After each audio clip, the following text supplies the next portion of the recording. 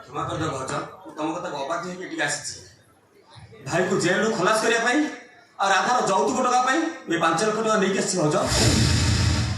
डकैत करी टका आनी थालो बड़ भाई को जेल को पठे आ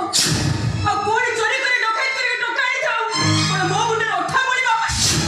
नहीं भाज नहीं चोरी की डकैत करनी ताले कुहा ए टका तुमे कोठु आनी कुहा ए टका तुमे कोठु आनी भाज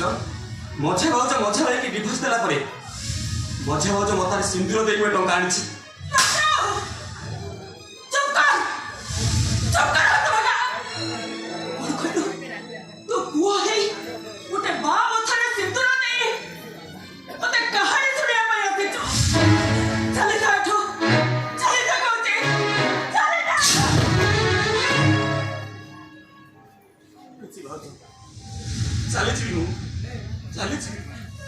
चली जी भाज